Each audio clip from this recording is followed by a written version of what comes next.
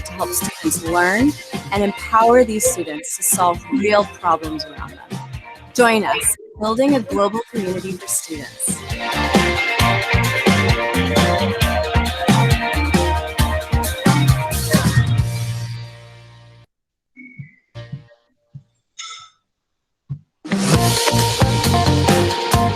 Developer Student Clubs train thousands of student developers globally and work with their communities to solve real-life problems. Google selects amazing students from across the globe once a year to be a Developer Student Club lead and start a club on their campus. These leads believe knowledge is power and that technology can do extraordinary things for the world. They take on the responsibility to help students learn and empower these students to solve real problems around them. Join us in building a global community of students.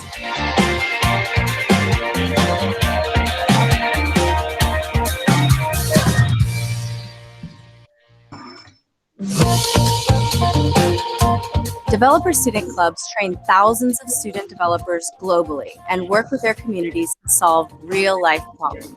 Google selects amazing students from across the globe once a year to be a Developer Student Club lead and start a club on their campus.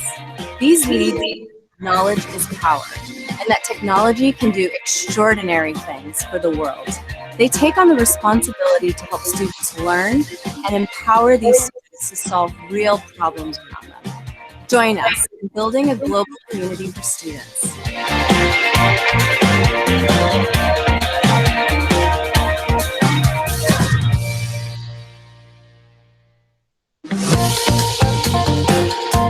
Developer Student Clubs train thousands of student developers globally and work with their communities to solve real-life problems. Google selects amazing students from across the globe once a year to be a Developer Student Club lead and start a club on their campus. These leads believe knowledge is power and that technology can do extraordinary things for the world. They take on the responsibility to help students learn and empower these students to solve real problems around them. Join us in building a global community of students.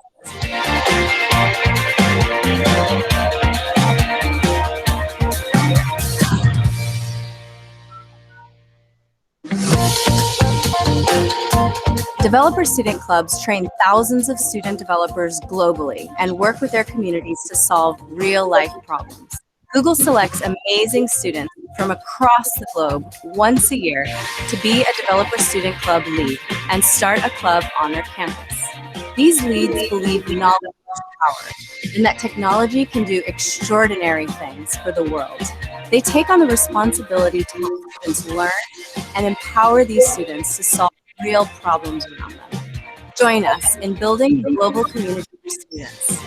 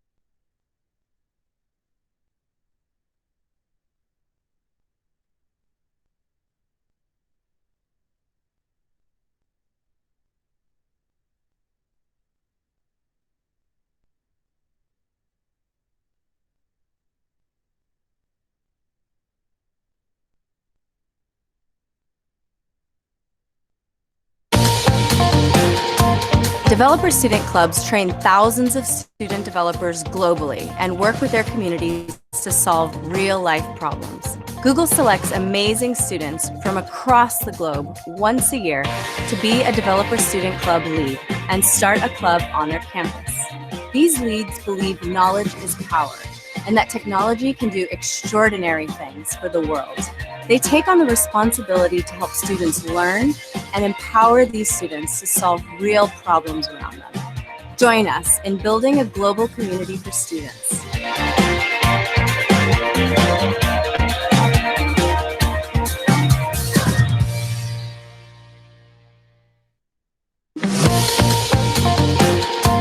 Developer Student Clubs train thousands of student developers globally and work with their communities to solve real-life problems. Google selects amazing students from across the globe once a year to be a Developer Student Club lead and start a club on their campus. These leads believe knowledge is power and that technology can do extraordinary things for the world. They take on the responsibility to help students learn and empower these students to solve real problems around them. Join us in building a global community for students.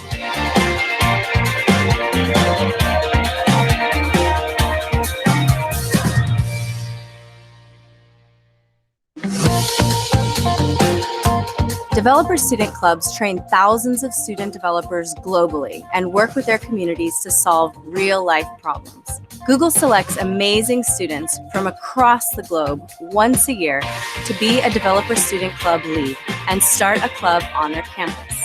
These leads believe knowledge is power and that technology can do extraordinary things for the world. They take on the responsibility to help students learn and empower these students to solve real problems around them. Join us in building a global community for students.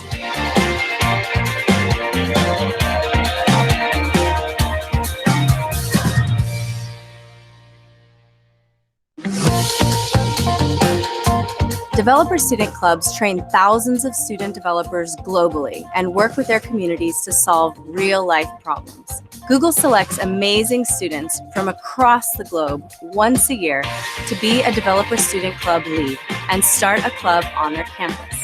These leads believe knowledge is power and that technology can do extraordinary things for the world. They take on the responsibility to help students learn and empower these students to solve real problems around them. Join us in building a global community for students.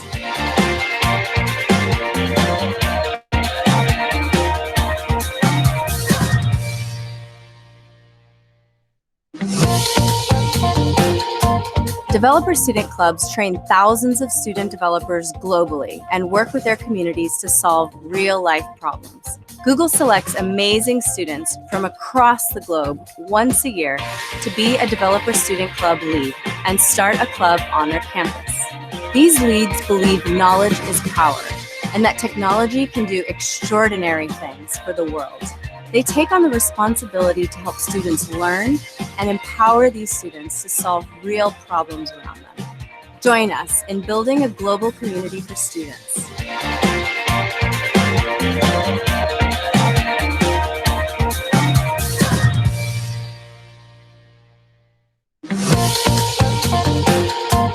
Developer Student Clubs train thousands of student developers globally and work with their communities to solve real-life problems. Google selects amazing students from across the globe once a year to be a Developer Student Club lead and start a club on their campus. These leads believe knowledge is power and that technology can do extraordinary things for the world.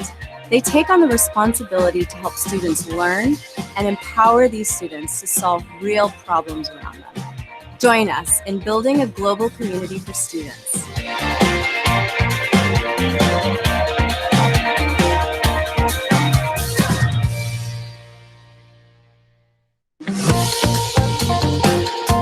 Developer Student Clubs train thousands of student developers globally and work with their communities to solve real-life problems. Google selects amazing students from across the globe once a year to be a Developer Student Club lead and start a club on their campus.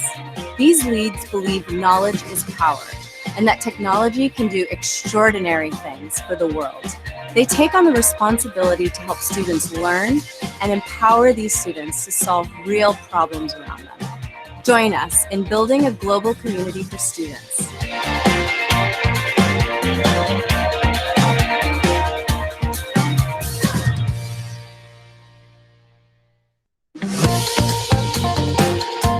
Developer Student Clubs train thousands of student developers globally and work with their communities to solve real-life problems. Google selects amazing students from across the globe once a year to be a Developer Student Club lead and start a club on their campus. These leads believe knowledge is power and that technology can do extraordinary things for the world. They take on the responsibility to help students learn and empower these students to solve real problems around them. Join us in building a global community for students.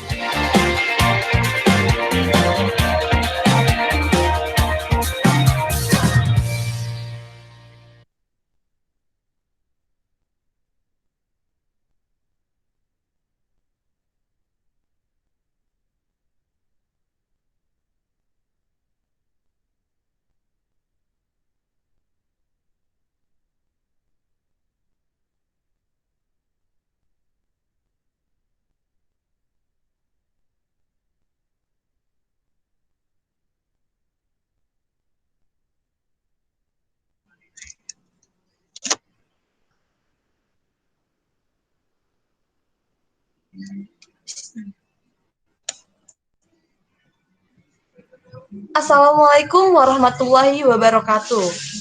Salam sejahtera bagi kita semua. Salam, namo buddhaya, Om Swastiastu, salam kebajikan.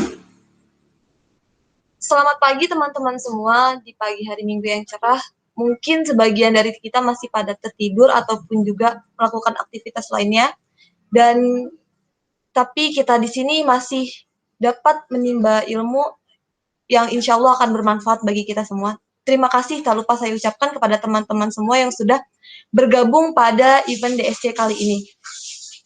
Sebelumnya terima kasih atas kepercayaannya menjadikan saya host pada event kali ini. Perkenalkan, saya Gaiska Aisyapane, Core Team DSC PNJ sekaligus host pada event yang bertemakan Work Smart Not Harder with CI or CD. Tak lupa selamat datang kepada teman-teman semua, dan saat ini speaker kita sudah tergabung pada meet kita pada hari ini. Dan lead kita juga sudah ada. Bisa say hi Kak Excel? Ya, halo semuanya. Selamat datang ya. Semoga semangat dalam mempelajari materi hari ini. Oke, terima kasih Kak Excel.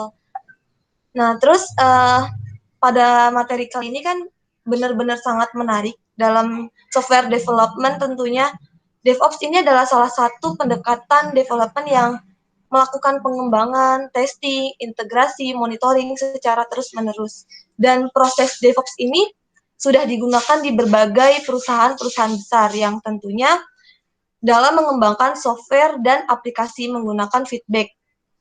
Nah, umumnya juga di dalam development ini terdapat implementasi CI atau CD sesuai dengan tema kita, yang merupakan jembatan antara tim operasional dan development dalam melakukan rilis update aplikasi. Nah, dan kita tentu layak bersyukur nih teman-teman, karena kita akan langsung mendapatkan materi yang sangat menarik ini dari narasumber kita, dari speaker kita yang luar biasa berpengalaman pada bidangnya terkait materi ini, yaitu Bapak Andri Muhyiddin.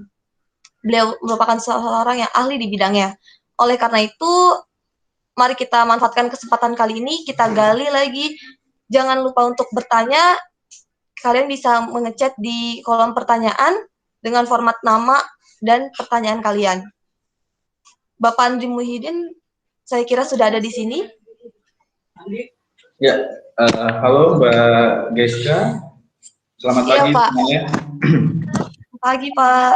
Ya, mungkin lebih tepatnya Mas aja ya, karena saya juga masih. Oh iya siap Mas. Iya. Maaf. Bisa on cam ya teman-teman. Waalaikumsalam Mas Ikhwan. yuk yang lain bisa on cam mungkin sambil diajak lagi temennya karena oh iya mungkin yang berhalangan masih nggak apa-apa, yang lain mungkin bisa on Ya. cam.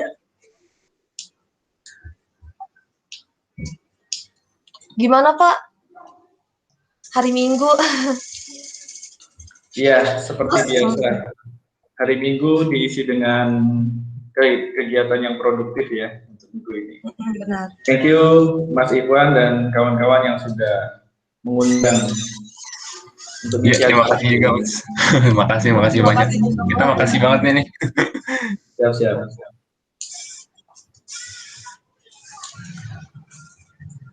Mungkin bisa.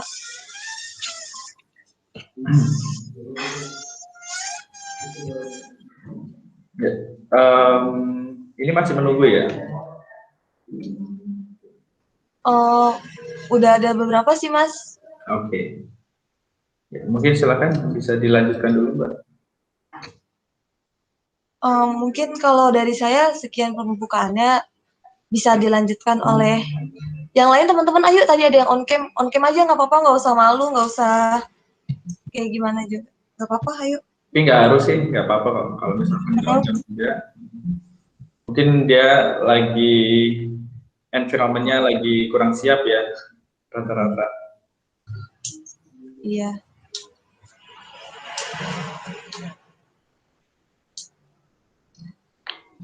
DevOps.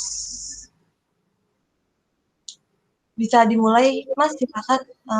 Oke, kalau gitu untuk suaraku clear ya, nggak ada putus-putus apa gitu, Mbak? Clear, aman. Mungkin aku present aja untuk materinya. Sudah kelihatan belum ya? Sedang. Oke. Udah. Sip. Coba off cam dulu, pas present. Oke, fokus ke ini aja mungkin ya, ke presentasinya. Jadi aku izin off cam dulu. Sekarang gimana? Bagus. Bagus, Mas. Sip. Oke, sebelumnya selamat pagi semuanya. Assalamualaikum warahmatullahi wabarakatuh. Waalaikumsalam Waalaikumsalam warahmatullahi wabarakatuh. Ya, thank you ya sudah hadir di kegiatan hari ini yang sudah diadakan oleh tim DSC Politeknik Negeri Jakarta ya. Dan makasih juga sudah invite nih buat sharing-sharing di event rutinan PNJ, DSC PNJ. Nah, kemarin ya sempat sih ya, mungkin aku cerita sedikit, kemarin diundang, kemudian disuruh untuk nyampein materi terkait network automation ya, Mas Ikhwan awalnya. Nah, tapi karena background saya bukan network engineer ya, saya mengusulkan topiknya terkait CI/CD. Nah, ini lebih ke software development atau ya lebih ke kayak sistem administrator lah, istilahnya lebih dekat ke sana gitu daripada ke networknya.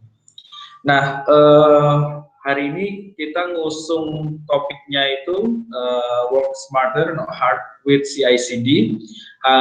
Di sini sih objektifnya saya mau memperkenalkan terkait benefit dari CI/CD, kemudian mungkin nanti gambaran teknis seperti apa sih bentuk itu gitu ya. Dan intinya sih dengan prinsip don't kill yourself, karena di IT mungkin pekerjaan yang sudah lakukan sebelumnya kita minimalisir dengan konsep-konsep automation supaya kedepannya ketika kita ada pekerjaan yang sama kita nggak perlu lagi repot-repot from scratch gitu ya. Nah, ini di beberapa area itu bisa dioptimize seperti itu gitu. Nah, sebelumnya mungkin perkenalan dulu ya. Nama saya Andri Muhyiddin. Nanti teman-teman kalau ingin lebih lengkap melihat profil saya bisa di LinkedIn aja, dicari Andri Muhyiddin, di situ profilnya insya Allah sudah lengkap. Sekarang saya bekerja di Kiskas, Singapore company ya. Kemudian saya juga punya startup namanya Divisten. di sini saya sebagai product manager, ada salah satu produk di Dispen, itu kita mau ngebangun the first CI/CD platform from Indonesia. Jadi kita lagi on dev, kita mengembangkan CI/CD platform ini. Kemudian saya juga saat ini menjabat sebagai Foundation Director di WeShare Foundation. Mungkin teman-teman kalau misalkan ingin sharing gitu ya, ingin sharing terkait ya apapun itu, knowledge, experience dan sebagainya, ya seperti ini modelnya. Tapi lebih bebas topiknya apapun gitu ya, nanti teman-teman bisa daftar di platformnya WeShare, weshare.or.id. Sedangkan Kiska sendiri ini semacam conversational platform seperti omnichannel gitu ya, ketika teman-teman ingin menghubungkan berbagai macam platform messenger seperti WhatsApp, Line, Telegram dan sebagainya ke satu platform, nah itu bisa menggunakan Kiska salah satunya. Nah, ya tiga objek ini yang saat ini saya sedang kembangkan gitu ya. Di sini juga walaupun product manager, saya juga lebih ke DevOps-nya sih, DevOps manager seperti itu ya mungkin ya. Nah, saya kurang lebih sudah bekerja profesional kurang lebih 2 tahun. 1 tahun di Jakarta itu di vendor DevOps. Ini baru berjalan 3 bulanan sih di sini. 2 sampai 3 bulanan gitu. Sedangkan kalau di sini sudah lumayan lama ya. Di Dispen ini ya 2 tahun sih untuk ngebangun. 1 tahun lebih, 1 tahun ngembangin di Dispen sama WeShare. Gitu. Kalau kepo-kepo nanti bisa dicek aja di Google. Gitu. Oke, sebelum berangkat ke CI/CD ya, ini mungkin saya memperkenalkan DevOps dulu karena CI/CD itu bagian dari DevOps, gitu ya. Sebelum berangkat ke sana, ini ada namanya DevOps Counts Value, gitu ya. Jadi di DevOps itu punya prinsip-prinsip atau nilai, gitu ya, yang sebagai objektifnya dia kenapa DevOps itu dibentuk, gitu ya. Nah, di DevOps Transformation atau Foundation ini ya, kita ada beberapa elemen seperti culture. Nah, culture ini di DevOps itu nggak hanya perihal teknis ya, tapi juga perihal manajemen atau culture. Seperti ya culture kita buat continuous learning gitu ya, kolaborasi, komunikasi dan improvement itu penting banget di mindset kita sebagai DevOps. Kemudian ada namanya automation. CI/CD toolchain gitu ya, maksudnya seperti kita workshop kita hari ini terkait CI/CD, kemudian ada namanya infrastructure as code gitu ya, itu untuk mendukung kita dalam upaya membangun culture ini gitu ya, karena sekarang kan kalau software development itu ada namanya agile metodologi ya, itu kecil-kecil gitu ya, cuman dia prinsipnya yang penting sesering mungkin gimana cara kita tahu hasilnya gitu. Rilisnya kecil-kecil, nggak kayak dulu. Kalau kita kan dulu itu pakai waterfall ya, kita ngedev dulu sudah komplit baru nanti rilis gitu. Nah kalau di sini nggak, untuk mendukung itu ya kita perlu namanya automation. Nah di DevOps sendiri kan banyak banget ya toolsnya ya, jadi ya memang tadi culture ini diperlukan seperti continuous learning ya, karena kita nanti berhadapan dengan banyak tools di berbagai area ini gitu. Nah ini juga ada Lean itu terkait manajemen sih, kayak teman-teman kalau misalkan pernah mendengar ada Scrum metodologi gitu ya, kemudian ada juga bisa Kanban ya, Kanban board gitu ya. Nah itu salah satunya value dari Lean ini. Kemudian measure itu ya value driven metric, artinya kita bisa mengontrol, bisa memonitor ya terkait istilahnya proses entah itu dari SDM-nya itu sendiri, kemudian teknologinya gitu ya, kita bisa memonitor. Banyak tools-tools untuk memonitor ini, seperti kalau misalkan teman-teman menggunakan Scrum board gitu ya, kita bisa pakai Trello gitu kan ya, itu salah satunya untuk memonitor metrik dari pola kerja gitu. Nah semua intinya kita bisa accountable di sini ya. Kemudian sharing ini lebih ke culture ya, sharing itu ya kita di DevOps itu ya sesering mungkin kita apa ya memberikan insight kepada orang lain gitu ya, kemudian ya supaya kita nggak ada dependensi gitu ya. Kalau di company itu sebisa mungkin suatu kerjaan itu nggak boleh di apa ya di monopoli oleh satu orang aja gitu, supaya nanti ketika dia misalkan resign atau apa itu ada yang masih ada yang melanjutkan gitu. Nah ini sharing gitu. Nah baru deh kita bisa membicarakan bisnis transformasi kalau fundamentalnya sudah kuat gitu ya. Nah pada workshop ini kita fokus only di automation gitu ya, CI/CD toolchain ini, lebih ke CI/CD toolchain. Ada banyak sih sebenarnya automation, ada infrastructure as code ya, seperti Ansible dan sebagainya. Cuman ya seperti network automation juga salah satunya ya. Cuman ini kita coba lebih ke CI/CD-nya gitu.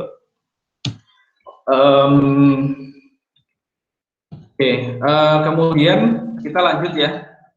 Di sini rata-rata teman-teman developer atau apa ya, mungkin bisa open mic juga nggak apa-apa ya. Lebih ke developer, network engineer atau sebagainya, backgroundnya, interestnya gitu ya. Gimana teman-teman? Mungkin kalau saya pribadi interestnya lebih ke developer, Mas. Ke developer ya, developer. Kemudian mungkin ada juga ya beberapa yang seperti berminat ke sistem engineer gitu ya, ataupun QA dan sebagainya gitu. Nah, di sini ada dua hal di DevOps itu ya. Kita harus mengerti workflow dari sisi dev, kemudian workflow dari sisi ops gitu ya, operation gitu ya. Nah, kita sering mendengar istilah software development life cycle kalau di developer ya. Nah, sebelum kita membicarakan CI/CD, kita harus mengetahui dulu nih apa yang dimaksud dengan software development life cycle gitu. Nah, di SDLC ini kita kan ada beberapa proses ya, ada seperti planning, kemudian menganalisis kebutuhan ya kan, kemudian melakukan desain dari aplikasinya atau istilahnya UI UX gitu ya, workflow-nya seperti apa gitu ya. Kemudian implementasi nih, di sini implementasi gitu kan. Kemudian kita melakukan testing, kemudian nanti deploy gitu ya, sama maintenance gitu. Nah, teman-teman DevOps ya minimal tuh harus mengetahui hal-hal seperti ini gitu, karena di DevOps itu nggak hanya terkait ya udah aku ngedeploy gini kalau udah ada apa ya aplikasi yang mau dirilis gitu, tapi nggak seperti itu gitu ya. Ketika kita berhadapan dengan kolaborasi dengan developer itu sendiri gitu ya. Nah, kita juga harus bisa melakukan improvement gitu ya. Kalau misalkan memang kebutuhannya si developer itu misalkan untuk ini bagaimana caranya saya melakukan rilis dengan cepat, kemudian tapi saya juga tahu hasil tesnya, tes automationnya seperti apa gitu. Nah itu kan kita juga harus melakukan develop solution gitu ya. Nah kita menganut prinsip-prinsip software development life cycle ini gitu. Nah di apa ya, sebenarnya di DevOps sendiri itu nggak hanya, maksudnya nggak apa ya, bukan bisa dibilang tuh bukan sebuah role khusus gitu ya. DevOps artinya nanti ini ada satu orang khusus untuk apa ya, memanage atau punya tanggung jawab terkait DevOps ini gitu. Enggak, sebenarnya DevOps itu culture gitu. Yang tadi sudah aku jelasin di sini ya. DevOps itu culture, artinya semua orang yang terlibat di sini ya harus punya culture ini gitu. Dia mengerti terkait atau mengerti framework ini. Dia mengerti terkait culture, automation, lean, measurement dan sebagainya. Nah, intinya tahu objektifnya ini gitu. Nah, ketika dia kolaborasi, ya kita ingin membentuk namanya DevOps ini gitu kan. Nah, makanya kita harus sama-sama mengetahui bagaimana sih software development life cycle itu dan bagaimana IT service management itu gitu. Nah, kalau di Ops itu kan biasanya ada insiden apa gitu ya, kemudian kita melakukan misalkan report tiketnya seperti apa, pengkategorian, kita nge-solve, baru nanti kasih feedback gitu kan. Nah itu lebih ke operasionalnya. Sedangkan software tadi kan pengembangan ya di sini. Nah kalau misalkan ini digabungkan dua metode ini, nah ini apa ya istilahnya kolaborasi dari DevOps itu sendiri, ya kolaborasi antara SDLC dan juga IT Service Management ini gitu dari sisi Ops-nya. Ya kita harus memahami ini gitu. Nah, kemudian di DevOps itu ya, maksudnya DevOps itu kan tadi ya, kita objektifnya 5 hal tadi, tapi secara tools gitu ya, secara tools itu kan banyak banget ya. Kita sekarang dihadapkan dengan berbagai macam tools, teknologi yang kita bisa pakai gitu ya, dan itu pun ya fungsinya kadang mirip-mirip gitu kan. Nah, di sini peran dari DevOps ya nggak hanya DevOps ya, peran dari kita semuanya yang terlibat dalam suatu perjalanan yang sama, misalkan kembangin suatu software gitu ya, ya kita harus dapat melakukan seleksi dari tools-tools yang akan digunakan, baik itu dari plan gitu ya, kemudian nanti bagaimana continuous feedback-nya menggunakan apa, operate-nya menggunakan apa, deploy, integration, build-nya itu menggunakan apa gitu ya. Nah, itu perlu disepakati bersama gitu ya. Biasanya sih ya, kalau misalkan kita continuous integration itu bisa menggunakan seperti Jenkins, kalau pernah dengar teman-teman gitu ya, atau CI/CD lah ya. CI/CD itu biasanya kita menggunakan Jenkins atau Circle CI. Kalau misalkan teman-teman sering dapat iklannya, itu biasanya ada ya, Circle CI. Itu salah satu tools CI/CD. Kemudian ada TeamCity, CodeShip, dan sebagainya. Atau salah satunya untuk yang sedang kita kembangkan itu ya, kita punya tools sendiri. Nah, untuk planning sendiri ya ini banyak ya tools-toolsnya, seperti Trello mungkin, bisa juga Google Doc, bisa, dan seterusnya. Kemudian untuk misalkan source code management, itu kita bisa pakai Git gitu ya. Kemudian build-nya kita bisa pakai Docker. Mungkin teman-teman di sini udah pernah ya mendengar Docker itu seperti apa. Kemudian Kubernetes, ini high demand skill yang saat ini sedang inilah ya populer gitu ya. Nah, teman-teman semisal ya mungkin ke depan butuh nih namanya belajar-belajar terkait Docker maupun Kubernetes microservice, khususnya teman-teman backend. Kemudian ada SonarQube buat testing. Kemudian deploy ke berbagai macam cloud ya. Nah, kita nanti fokusnya mungkin lebih ke continuous integration dan delivery di sini, gitu. Nah, kalau hal-hal lain ya itu memang perlu dikuasai gitu ya. Sebagai DevOps engineer ya, kita ya minimal tahu semua nih tools-tools yang ada di sini. Dan ya nggak hanya ini ya, ini masih sampel aja. Ini ada sampai kita bikinin namanya the periodic table of DevOps tool gitu. Nah, ini ada banyak banget kategorinya dan kita perlu pinter-pinter ya menyesuaikan gitu. Ada untuk analitik, artifact, cloud, kolaborasi, dan seterusnya. Ya seperti ini. Ini tapi seperti apa? Tabel yang kimia itu ya. Tapi ini baru beberapa aja gitu. Masih banyak tools-tools lainnya. Ini yang recommended dari digital.ai. Nah, setelah kita mengetahui banyak ini ya terkait ini prinsip dari DevOps itu sendiri apa, kemudian tools-nya sendiri itu apa aja sebenarnya yang terlibat di dalam proses DevOps itu, kemudian ya ini salah satu referensi juga. Nah, kemudian ada juga namanya potential problem gitu ya. Artinya kita minimal tuh paham nih terkait sebenarnya apa sih potensi-potensi masalah di dalam suatu ya pengerjaan project ataupun kita membuat aplikasi ataupun kolaborasi dalam suatu company gitu ya. Biasanya sih yang aku temui ya di di perusahaan-perusahaan gitu. Yang pertama itu karena ada pembatasan atau pengkotak-kotakan rule gitu ya biasanya ya di dalam suatu organisasi. Oh, ini misalkan atau bisa dibilang silo. Mungkin kalau teman-teman nanti ingin tahu silo itu apa, nanti bisa googling aja. Intinya dia membatasi untuk perannya gitu ya, atau ya membatasi skupnya gitulah ya. Sehingga komunikasinya juga agak sulit gitu kan. Kemudian nanti nggak tahu objektif antar role gitu. Jadi agak strict lah ibaratnya gitu. Nah, itu bisa menjadi potensi masalah. Nah, yang harus diselesaikan dengan solusi DevOps.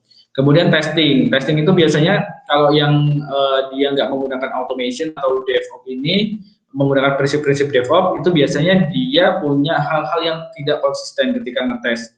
Ya bayangin aja ya, misalkan kita disuruh ada QA 5 misalkan, 2 aja deh ya.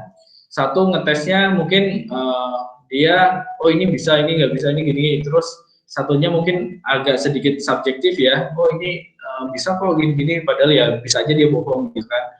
Intinya ada potensi untuk inkonsistensi gitu kalau misalkan manual testing, itu pasti. Kemudian kita ketika melakukan rilis juga apa ya, bisa dibilang tuh banyak dependensi yang harus kita siapkan. Kemudian kita juga lebih lebih banyak proses panjang lah ya prosesnya itu untuk melakukan misalkan deploy aplikasi ke production, itu kan biasanya prosesnya bisa berhari-hari gitu ya. Nah, kemudian kualitasnya juga kita apa ya, bisa dibilang tuh kayak nggak konsisten juga, karena kan ketika kita testing ataupun rilis itu prosesnya kan seluruhnya manual gitu. Jadi kualitas aplikasi sendiri itu bisa decrease gitu, bisa berkurang gitu. Kemudian ketika update juga kita perlu waktu yang lama juga. Deployment ya tadi ya, ini juga agak lama untuk kita bisa sampai rilis. Nah, dari beberapa ini ya, tools, kemudian tadi potensi-potensi masalah, itu kan pasti kita kayak di ini ya, apalagi ketika kita dihadapkan dengan tools banyak ini. Nah, kalau teman-teman bingung dengan pilihan-pilihan tadi, ya ini nggak hanya di dunia DevOps aja mungkin ya, atau ya di dunia personal kita juga ketika banyak pilihan ya kita, atau kita ngebangun suatu startup gitu ya misalkan ya, atau bisnis, ya kita harus mempertanyakan kenapa sih kita harus menggunakan tools ini gitu. Misalkan ya intinya ketika kita bekerja kita harus sering-sering bertanya, maksudnya kenapa kita menggunakan ini, kenapa menggunakan ini gitu. Artinya kita harus kritis gitu ya ketika kita dihadapkan dengan pilihan-pilihan gitu. Nah, misalkan ini dari lead-nya misalkan, oh ya kita menggunakan AWS ya untuk cloud-nya gitu. Nah, perlu dipertanyakan juga tuh kalau misalkan teman-teman, oh kenapa harus AWS gitu ya, ibaratnya seperti itu. Terus misalkan Jenkins, kenapa harus Jenkins gitu ya. Nah, itu supaya ada kita juga paham dari objektif yang akan di-deliver perusahaan ataupun ya tim collaboration kita gitu ya. Kenapa menggunakan Flutter misalkan ketika mau ngembangin aplikasi sendiri gitu. Itu kan perlu namanya pertanyaan-pertanyaan seperti itu. Terus bagaimana, kemudian apa manfaatnya misalkan. Nah, ini menjadi guideline dasar gitu ya dari teman-teman ketika nanti misalkan membangun solution CI/CD gitu. Kenapa stack teknologinya ini, prosesnya ini gitu-gitu. Nanti kita akan bahas lebih detail setelah ini. Nah, kemudian objektifnya ketika kita ngebangun CI/CD itu sebisa mungkin gimana caranya kita bisa mempercepat prosesnya. Objektifnya kan mempercepat proses. Ya udah kita buat pipeline yang end to end gitu ya, dev ke ops, misalkan dari A ke B itu prosesnya gimana sih biar aplikasi itu bisa cepat rilis gitu, nggak perlu banyak feedback dulu misalkan ya. Ya kita misalkan ini the first way ya, the first way itu dari A ke B itu langsung gitu, nggak perlu banyak proses feedback lagi seperti yang second way gini. Nah, kalau ini sudah kebentuk, baru nanti kita improve gitu ya, improve. Oh yaudah, ini kayaknya perlu ada ini, misalkan ketika unit testnya misalkan di bawah standar, itu nanti dibalikin lagi ke sini supaya nanti nggak jadi ke deploy gitu ya. Itu condition seperti itu. Nah, itu bisa pakai the second way supaya nanti ada feedbacknya. Kemudian kalau misalkan oh ini perlu kayaknya setiap stage harus dicek, kemudian harus ada validasi dan seterusnya, itu nanti udah masuknya enhancement ke the third way gitu. Jadi supaya nanti mungkin di sini prosesnya lebih kompleks lagi gitu kan. Nah, tapi objektifnya teman-teman ketika membuat solusi, kalau bisa pilih solusi yang paling cepat gitu, paling cepat, paling efisien gitu. Nggak usah lama-lama overthinking dengan berbagai macam kompleksitasnya gitu. Kalau misalkan mau deploy aplikasi ke web server misalkan ya udah ini berarti prosesnya gimana, misalkan ke Git, habis ke Git di pull, habis di pull diupdate di servernya. Udah seperti itu dulu gitu. Nggak perlu nanti ada testing dulu dan sebagainya gitu. Nah itu objektif biar terlihat dulu nih dari CI/CD itu kan fungsi utamanya mempercepat proses. Nah biar objektif itu terlihat dulu gitu. Oh iya, by the way, kalau misalkan suaranya putus-putus atau apa gitu, silahkan bisa dicolek ya. Takutnya aku nggak sadar koneksiku putus gitu. Iya Mas, siap aman kok suaranya. Iya. Nah, ini ya yang perlu dicatat ya. Sebisa mungkin ketika teman-teman ngebangun suatu solusi ya, gimana caranya yang cepat dan efisien dulu gitu. Nggak usah terlalu perfeksionis lah gitu. Sebenarnya apapun itu ya, ketika teman-teman ngebuat startup gitu ya, terus ada MVP gitu ya, ya udah buatlah MVP dulu, jangan terlalu oh ini harus kayak gini, harus gini, maksudnya semua fiturnya harus ada gitu, enggak. Kemudian, nah ketika mempelajari suatu hal gitu ya, ini nggak hanya CI/CD tapi semuanya ya. Sekarang ini lagi tren-trennya multi sektor knowledge lah ibaratnya, nggak hanya fokus di ya satu seperti ini. Ya kita nggak bisa menghindari namanya broad general knowledge gitu ya. Mungkin teman-teman di sini misalkan nih Android gitu ya, Android juga kan dia perlu tahu juga sisi bisnis seperti apa misalkan ya, kemudian sisi UI UX mungkin seperti apa gitu ya, minimal mempelajari general knowledge itu boleh gitu, infrastruktur seperti apa itu nggak masalah, cuman yang diperdalam teman-teman juga harus ada gitu, spesialis gitu. Nah ini spesialis misalkan oke, kalau di DevOps ya, di DevOps ini kan terlalu banyak hal ya di DevOps itu ya, ada cloud, ada testing dan sebagainya. Mungkin seperti testing ya, kemudian nanti ada lagi misalkan development dan lain-lain, atau lebih ke skill programming gitu ya. Mungkin itu bisa masuk broad general knowledge gitu. Tapi teman-teman bisa ngebangun spesialis sebagai cloud spesialis lah ibaratnya. Itu nanti bisa seperti itu. Kalau di DevOps itu memang harus seperti itu. Dia harus tahu beberapa hal yang tadi ya yang aku sebutkan di awal ya. Kita harus mengetahui software development gitu ya, kemudian proses testing bagaimana dan seterusnya. Itu baru nanti yang tadi ketika kita sudah punya spesialis apa, nah itu teman-teman bisa dipadukan gitu. Nah seperti halnya dengan ini ya, ini kalau ini punya dua spesialis gitu, misalkan ada cloud, kemudian nanti ada programming misalkan. Nah, ada juga konsep ini yang banyak spesialis. Ini mungkin levelnya sudah manajer kalau kayak gini ya.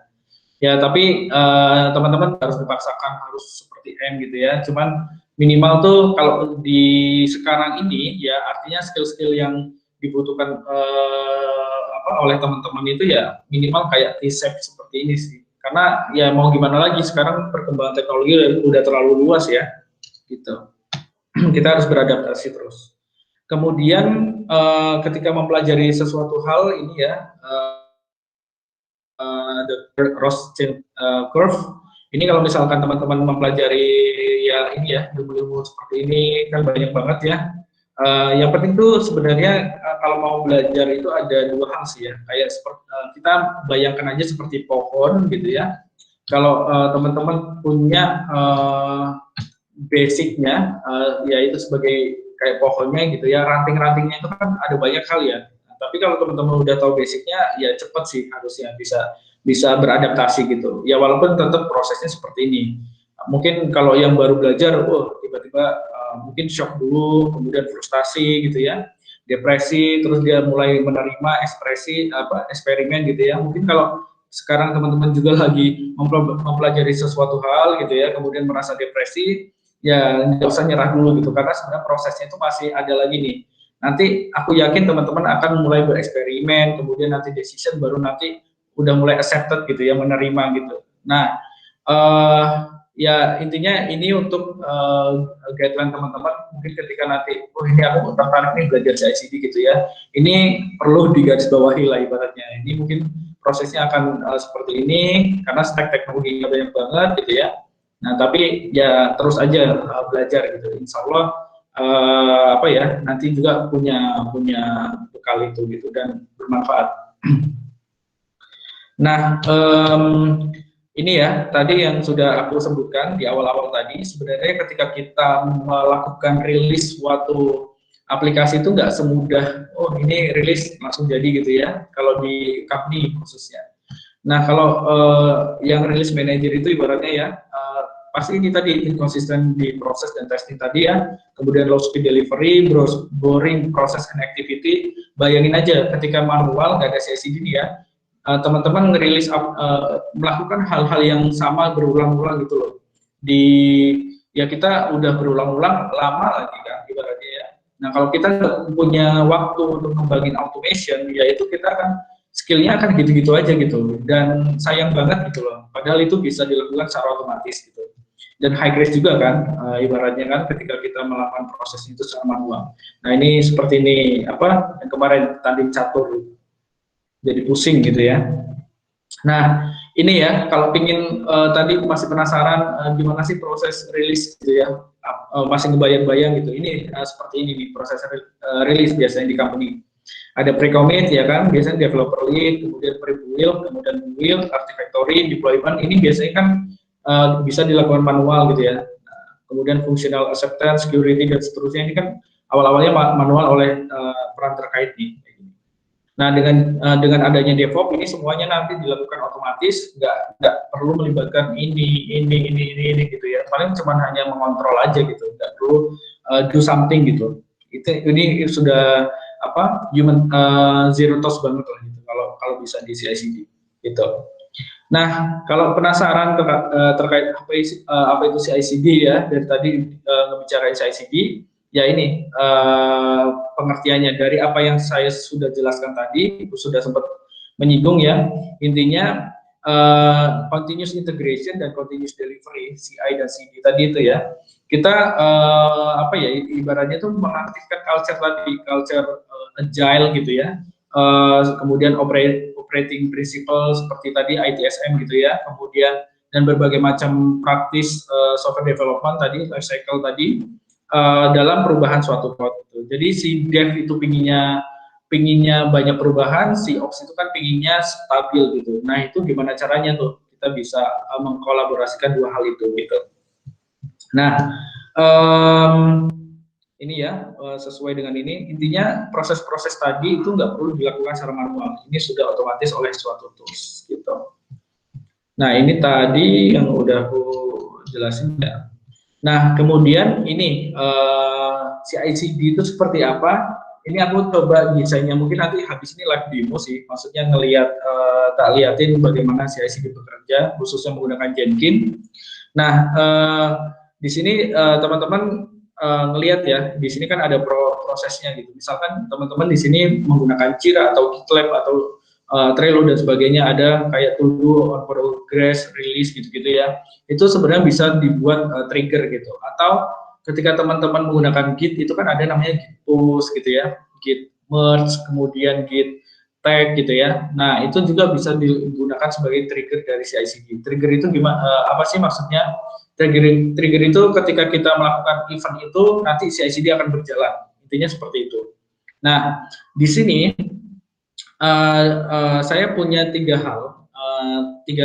jenis pipeline yang jadi suatu kesatuan pipeline gitu ya. Di sini ada development pipeline. Aku lupa nulisnya.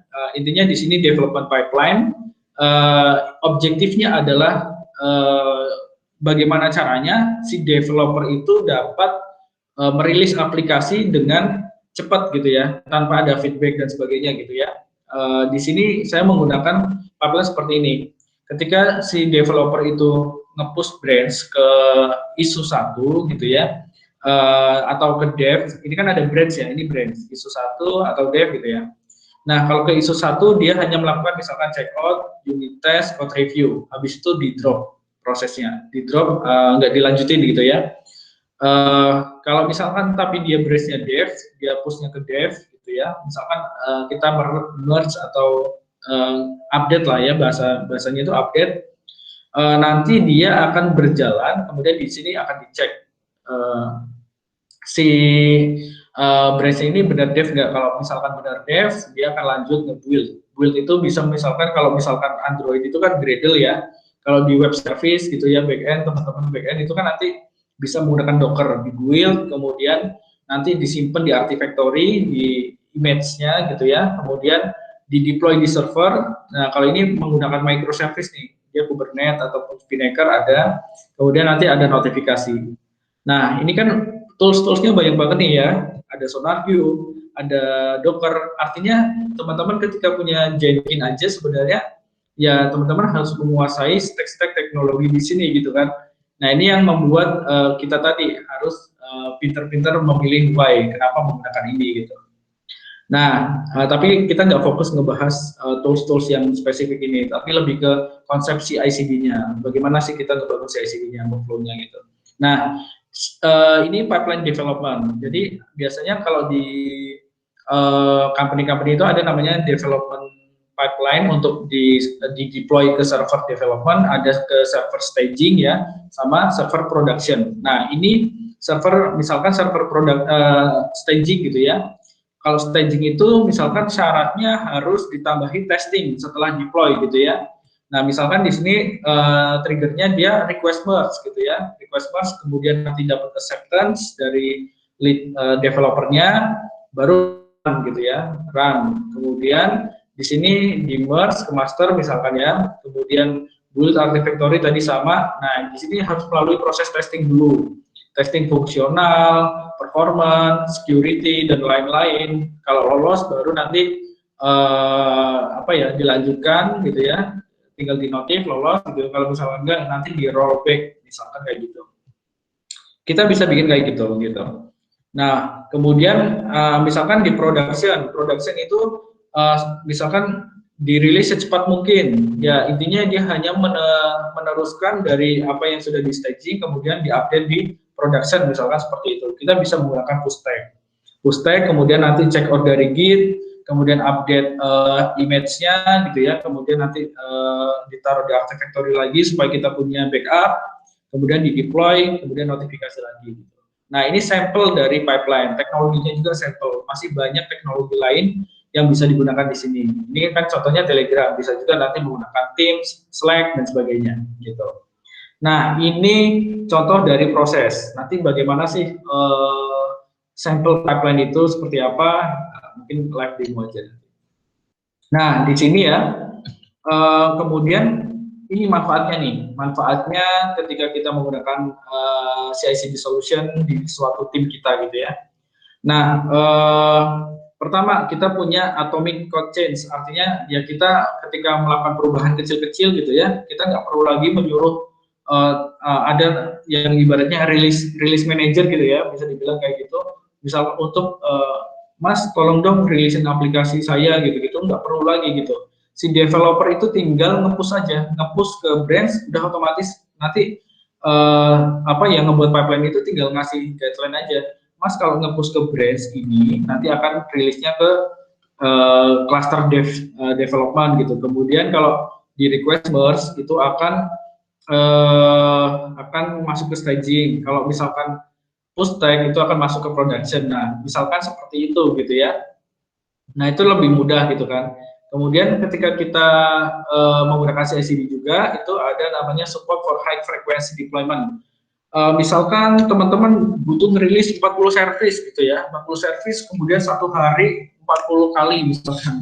Itu nggak masalah gitu, dan nggak melibatkan manusia juga kan, artinya nggak ada proses manual di situ. Sesering mungkin teman-teman akan melakukan rilis itu bisa gitu, tergantung resource Jenkins-nya juga sih memang, cuman seenggaknya itu possible.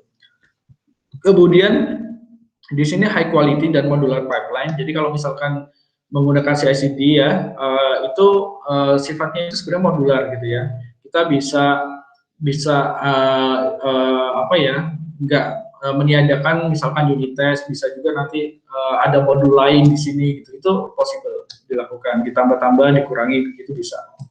Kemudian support for rollback deployment, ini juga nanti bisa dibikin rollback gitu ya, kalau misalkan gagal atau kondisi tertentu di rollback itu bisa. Kemudian intinya high audit, ya semua proses ini bisa dimonitor, diaudit, kemudian pastinya kita bisa nge-reduce cost ya, dari seluruh proses ini, daripada manual, misalkan oh ini ada yang melakukan build sendiri, kemudian nanti ada yang melakukan testing sendiri manual gitu ya, kemudian nanti ya intinya semuanya dilakukan manual, itu pasti memakan SDM yang banyak, kemudian juga waktu yang lama gitu kan, sehingga biayanya membengkak gitu. Nah kalau menggunakan CI/CD itu bisa benar-benar 1:41 lah, misalkan $1 menggunakan CI/CD, misalkan tanpa menggunakan CI/CD kita misalnya memakan cost $40 gitu ya. Kalau menggunakan CI/CD kita hanya kemungkinan itu bisa $1, 1:41. Itu survei ya, umumnya seperti itu. Kemudian konsisten with the process, ya ini prosesnya juga lebih konsisten karena di sini kan sudah kita scripting ya, prosesnya sama semua, jadi nggak akan berbeda, misalkan antara build pertama dan kedua itu nggak akan berbeda gitu.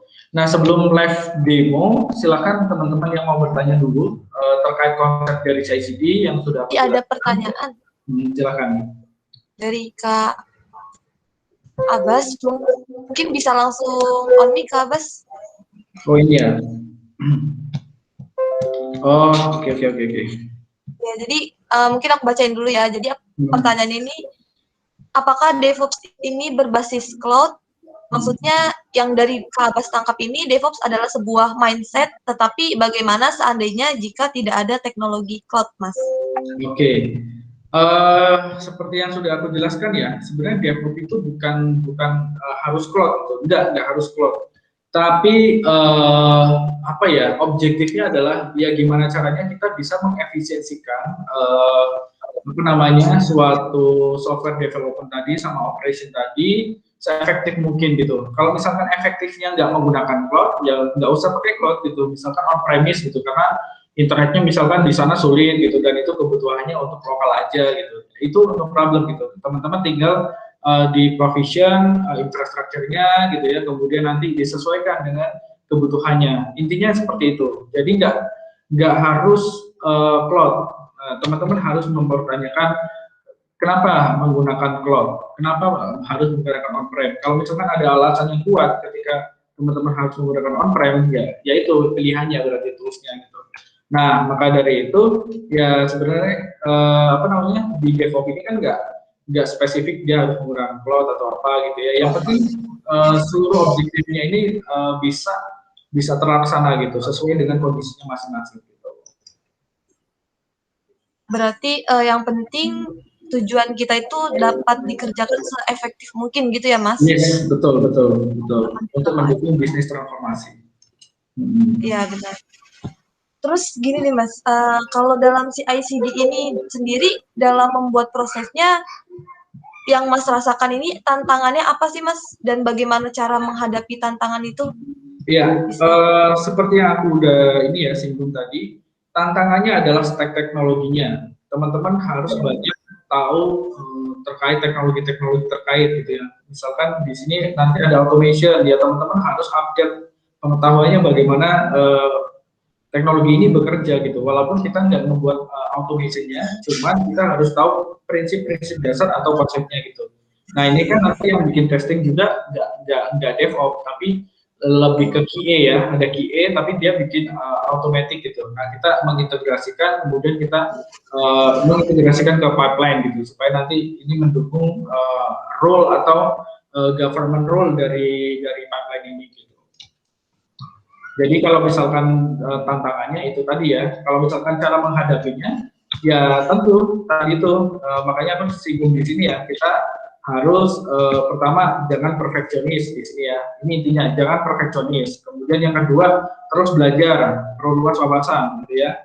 Kemudian yang ketiga menyadari proses gitu ya, kita harus tahu proses. Kalau misalkan ini prosesnya pasti akan kita mengalami depresi, kemudian apa, tapi kita harus keep learning terus karena prosesnya ya memang seperti itu. Nah ini untuk apapun itu ya. Jadi kalau teman-teman belajar suatu hal, pertama pertanyakan sesuatu why kita mempelajari itu, kemudian jangan perfeksionis, perluas knowledge sama sadar akan proses. Gitu. Oke Mas, bagus. Oh ya, sebelumnya ngingetin lagi kepada teman-teman, apabila ada yang belum absen, bisa absen dulu ya, karena untuk sertifikat juga, jadi bisa absen dulu. Dan apabila ada pertanyaan bisa diajukan lagi sebelum Ya. kita masuk ke live demo. Oke. Sepertinya nggak ada ya. Izin tanya lagi, Mas. Ya, boleh. Jadi kan itu tadi apa yang seperti yang Mas singgung itu kan ada why-nya ya ketika mempelajari sesuatu gitu. Saya melihat segi why-nya ini dari segi kompleksitasnya gitu, Mas.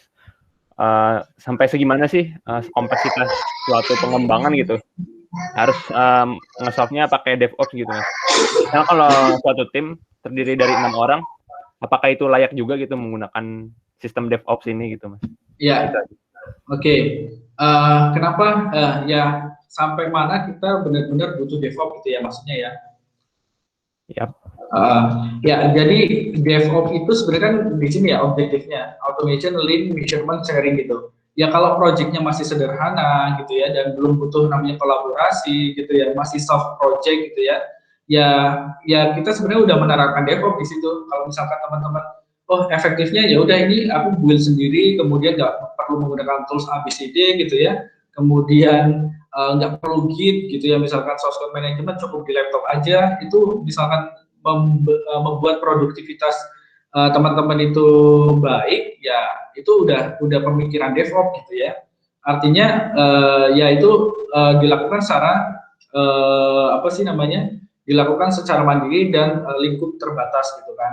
Nah, yang penting teman-teman udah sadar akan saya kayaknya nggak perlu cloud nih gitu. Oh, nggak perlu automation. Kemudian oh iya saya butuh automation tapi hanya lokal misalkan. Oh, aku nggak butuh tools measurement gitu. Ya kalau teman-teman nggak butuh ya. Cuman yang penting di sini objektifnya gimana sih caranya teman-teman itu bisa lebih produktif gitu. Jadi nggak perlu sekompleks ini harus mengintegrasikan berbagai macam tools, itu nggak harus gitu. Tapi ya itu teman-teman juga harus menyadari tadi ya mempelajari sesuatu hal, banyak hal gitu ya. Maksudnya bukan mempelajari suatu hal tapi mengetahui atau memperluas wawasan maksudku gitu ya, memperluas wawasan supaya nanti teman-teman lebih terbuka dengan solusi-solusi yang ada. Misalkan daripada aku melakukan ini development misalkan nge-build manual kemudian ngerilis ke Play Store manual, gimana caranya aku bisa sekaligus habis itu aplikasinya udah ada di Play Store gitu. Nah, itu kan teman-teman akan ada timbul rasa penasaran ya. Rasa penasaran, yaudah aku mau bikin automation-nya gitu. Nah, ini kan di sini culture rasa penasaran itu atau ibaratnya kita terus continuous learning itu udah masuk dari salah satu komponen DevOps culture-nya itu sendiri gitu. Culture ya kayak kita terus mempertanyakan why kalau mobil teknologi terus kita penasaran, kita cari tahu terkait objek itu, ya itu udah masuk ke culture. Kemudian tadi misalkan ini aku nemu nih tools automation buat mendukung proses pengembanganku. Ya udah teman-teman bisa mempelajari. Kalau misalkan measurement, ini aku pakai Trello lah supaya track progresnya itu lebih fleksibel, lebih akuntabel gitu ya. Kalau misalkan ada tim kecil itu juga kan udah menerapkan prinsip-prinsip itu kan. Ini supaya lebih measure gitu. Kemudian sharing, kalau misalkan teman-teman itu adalah tim gitu ya, ya ketika kita sharing itu akan ibaratnya mungkin teman si A itu jadi tahu apa pekerjaan kita, si B jadi tahu progresnya gitu ya. Nah itu lebih ke situ gitu ya. Jadi ketika nanti semua dikolaborasikan, ya teman-teman bisa enabling DevOps culture itu sendiri gitu. Itu Mas Iwan. Oke, baik Mas. Berarti ciri khas yang paling menonjol itu dia dari konteksnya pengembangan dia itu berulang-ulang terus gitu ya Mas. Dengan semacam barang setengah jadi gitu. Nggak dengan ekspektasi perfect duluan gitu. Iya. Ini ya di sini ya. Sebenarnya apapun itu ya. Kalau teman-teman di sini adalah developer ataupun apapun, ya kalau bisa namanya agile ya, agile methodology. Kalau teman-teman menggunakan agile methodology. Nah, ini ya. Atau Scrum lah ya, Scrum methodology. Oh ini methodology. Nah, di sini di Scrum ya.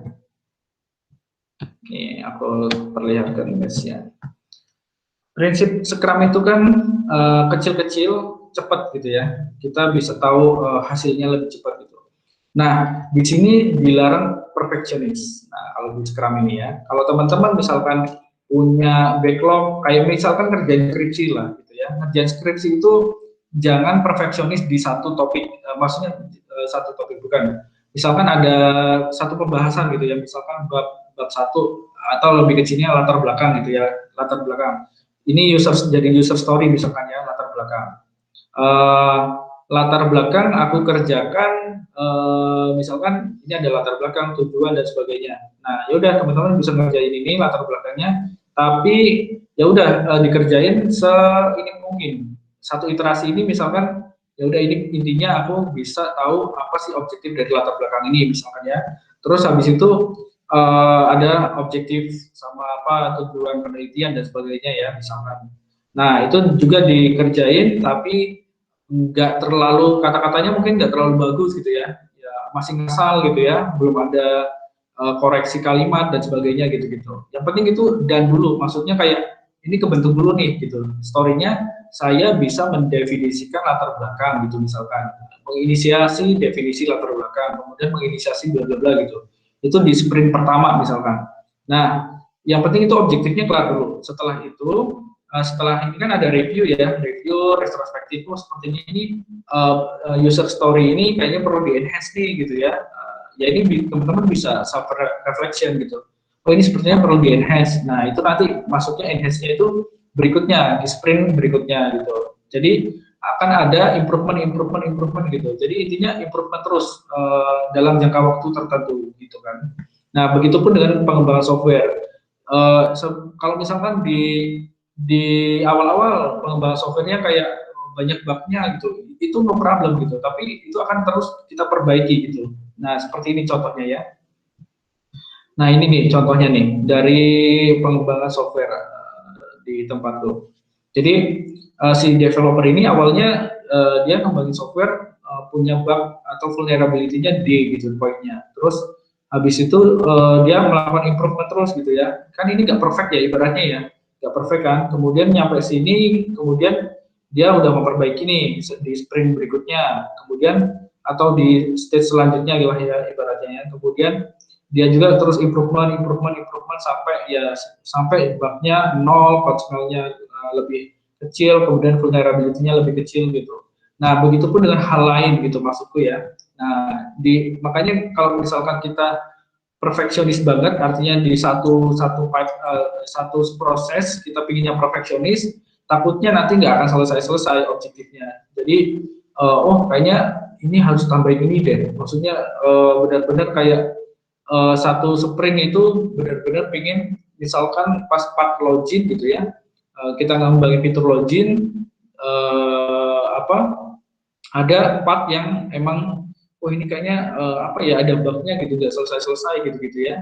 Nah karena kita pengen teknologi yang bagus misalkan ya. Nah itu jadi bottleneck gitu sehingga fitur-fitur lainnya nanti misalkan nggak kegarap gitu, atau yang sebenarnya itu fungsinya login aja itu bisa gitu ya, itu harus aku pengen integrasiin ke Redis, pengen integrasiin ke sini gitu ya. Yang penting bisa login dulu deh gitu, kalau bisa kayak gitu. Jadi nggak perlu sampai benar-benar perfect gitu. Nah konsepnya di situ maksudku. Jadi terus lakukan improvement ya dalam jangka waktu tertentu sampai teman-teman nanti mencapai titik ideal gitu. Jadi bisa the first way ini, kemudian nanti the second way, baru the third way. Ini akan terus continuous learning nih. Nah, gitu. Begitu, Mas Iwan. Baik, makasih ya, Mas. Oke, ada lagi dari teman-teman lain? Gimana? Ada lagi teman-teman?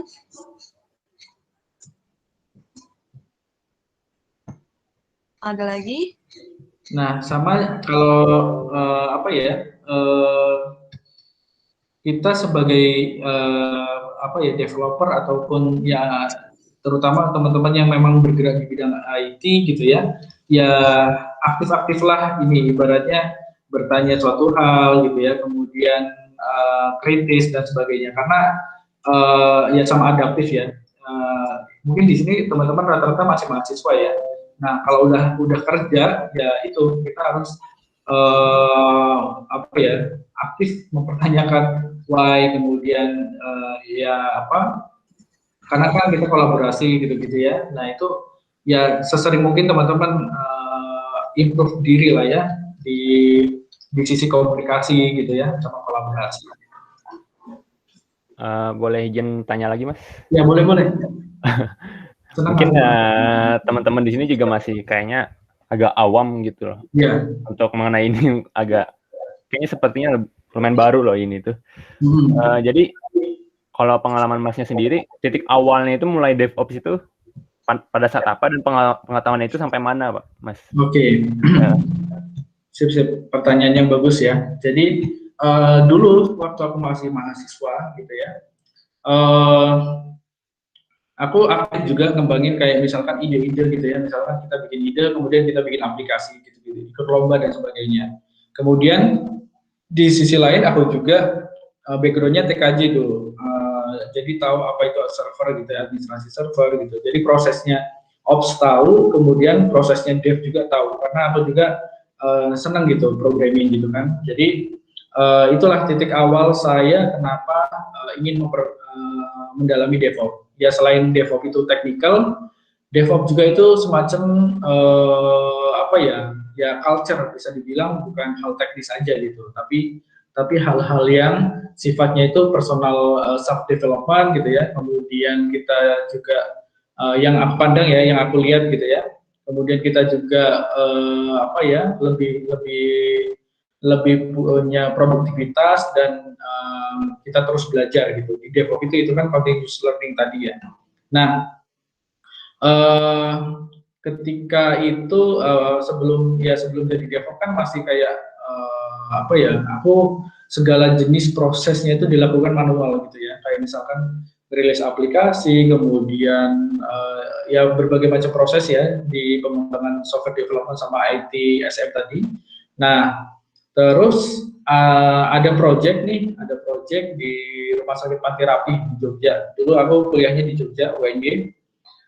Itu kemudian disuruh mengautomatkan proses yang ada di situ gitu. Nah, di situ akhirnya saya nggak menolak tantangan itu gitu, tapi saya, wah ini apa nih yang dimaksud dengan automation gitu ya, karena pihak sana dia mengetahui aku hanya ya ibaratnya brand ininya, oh ini bisa nih sebagai sysadmin gitu ya, atau bisa di sisi ya intinya di proses SDLC itu aku paham gitu ya. Cuman automation aku belum pernah menyentuh sama sekali gitu waktu dulu ya.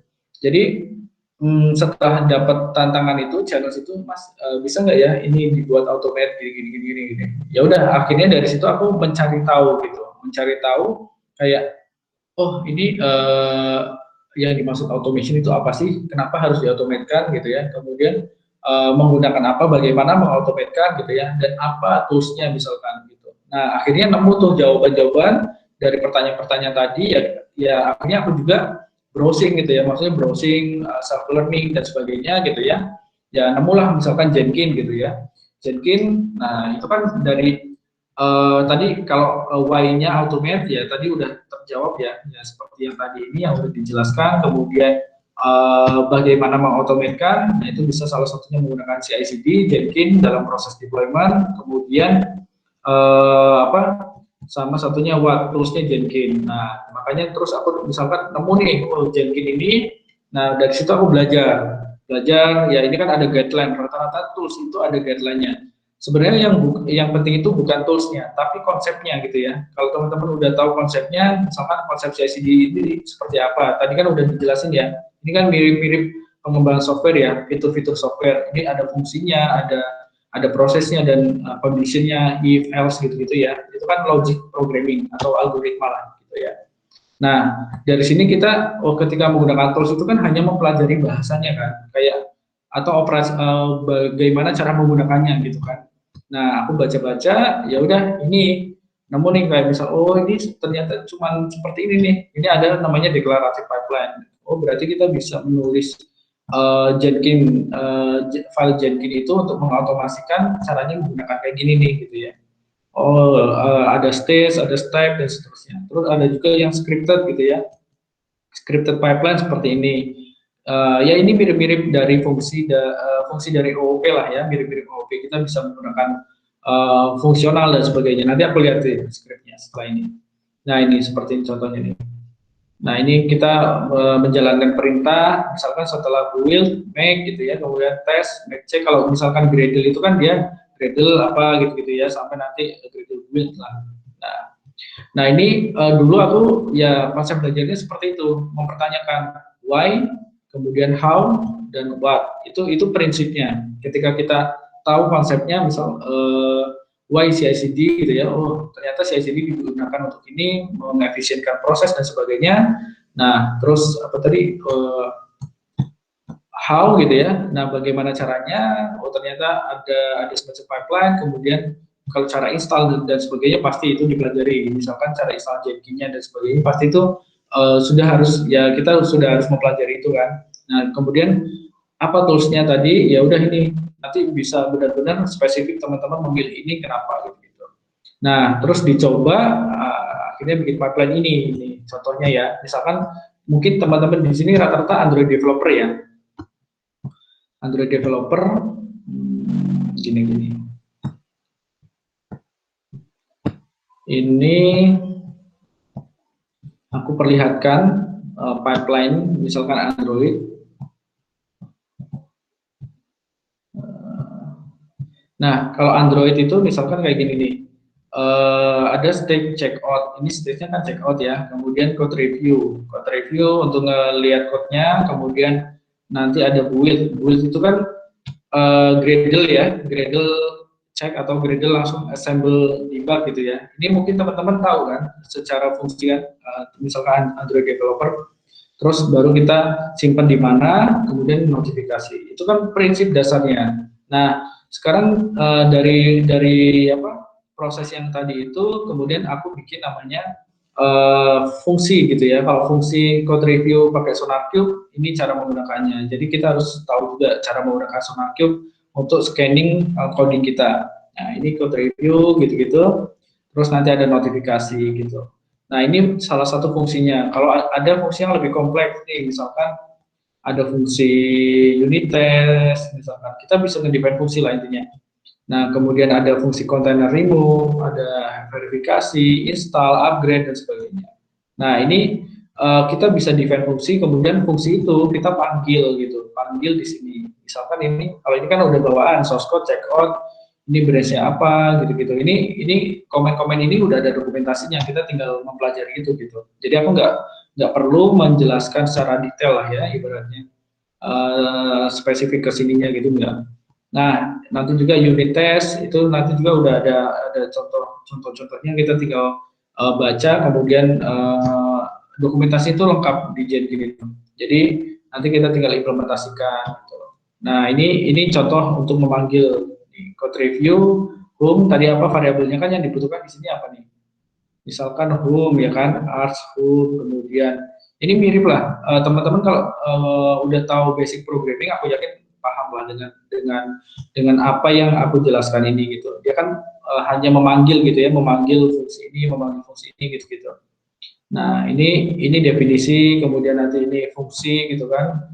Nah ini memanggil fungsi, ini yang dibutuhkan parameternya, registry, terus nanti ini URL container, ini dapatnya dari mana? Ya dapatnya dari sini misalkan gitu. Jadi ini adalah contoh dari Jenkins file.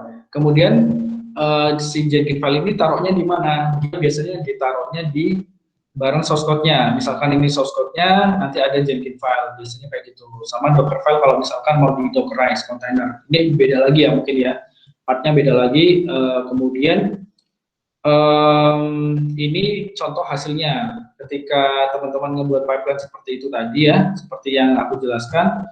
Nah, ini contoh misalkan Laravel, ini checkout. Dia checkout itu kan fungsinya, mungkin teman-teman tahu ya, kalau bisa menggunakan Git itu kan bisa Git pull gitu ya, atau Git clone gitu-gitu kan, atau Git ya checkout apa, ketika clone habis itu udah dapat source code-nya bisa di checkout ke branch apa, itu bisa. Nah, kemudian code ini yang chart itu Helm chart itu ya teknologi lagi ya. Nah, tapi aku nggak akan jelasin itu lebih jauh. Nah, ini intinya, ini contohnya ini checkout dari Git, nah, checkout from Git control, nanti dapat nih source code-nya gitu. Kalau udah dapat source code-nya, nanti kita build gitu kan. Nah, kita build prosesnya seperti ini, Docker build, kemudian kalau misalkan ini Docker tag. Ini sebenarnya proses-proses manual yang dilakukan oleh manusia gitu kan biasanya kan. Nah, kita sekarang automatekan gitu supaya nanti proses-proses manual ini lebih apa ya? Ya artinya lebih konsisten gitu. Nggak perlu lagi aku ngulang-ngulang lagi kan, ketik-ketik lagi untuk build gini-gini. Nah, tinggal push aja udah, tinggal tunggu gitu. Kemudian deploy juga, misalkan kita manual mungkin harus SSH dulu ke servernya gitu ya. Kemudian kita harus matikan misalkan restart server dan sebagainya. Itu kalau dari sini nggak harus gitu. Tinggal kita jalankan perintah di sini terus udah gitu.